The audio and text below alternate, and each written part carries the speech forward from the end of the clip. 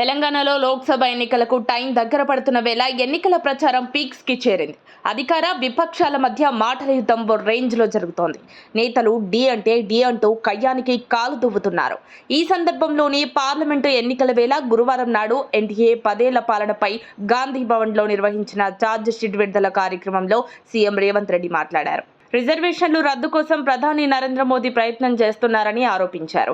RSS ఆలోచనను దేశంపై రుద్దాలనే కుట్ర జరుగుతోందని సీఎం రేవంత్ రెడ్డి విమర్శించారు. ఆర్ఎస్ఎస్ భావాచలం, బీజేపీ విధానం రిజర్వేషన్లు రద్దు చేయడమేనని అన్నారు.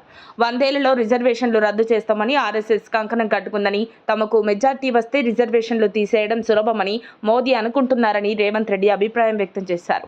మోదీ దేశాన్ని మోసం చేశాడు. డబుల్ ఇంజన్ అంటే కేంద్ర రాష్ట్ర ప్రభుత్వాలు కాదు, అదాని ప్రధాని అంటూ రేవంత్ సెటైరికల్ విమర్శలు చేశారు. కేంద్రంలో వరుసగా 2 దఫాలుగా గెలిచిన బీజేపీ 10 ఏళ్లలో మోదీ సర్కార్ అన్ని వర్గాలను మోసం చేస్తుందని సీఎం రేవంత్ విమర్శించారు. 20 కోట్ల ఉద్యోగాలు ఇస్తారని కేవలం 7 లక్షల ఉద్యోగాలు మాత్రమే ఇచ్చారు.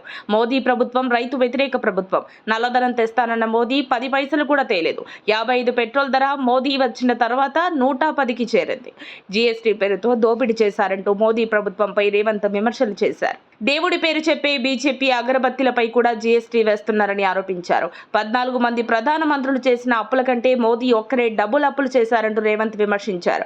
కేంద్ర ప్రభుత్వం తీరుపై తెలంగాణ సీఎం రేవంత్ ఆగ్రహం వ్యక్తం చేశారు. రిజర్వేషన్లు కావాలా వద్దా అనే దానికి ఎన్నికలు రెఫరెండం. రిజర్వేషన్లు ఉండాలి అనేవాళ్ళు కాంగ్రెస్ కి, వద్దు అనేవాళ్ళు బీజేపీకి ఓటేయండి అంటూ రేవంత్ రెడ్డి పిలుపునిచ్చారు.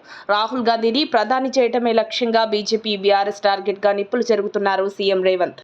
మరిన్ని అప్డేట్స్ కోసం మా కాయ్ టీవీని సబ్స్క్రైబ్ చేసుకోండి. మా వీడియో కనుక మీకు నచ్చినట్లయితే లైక్ చేయండి, షేర్ చేయండి.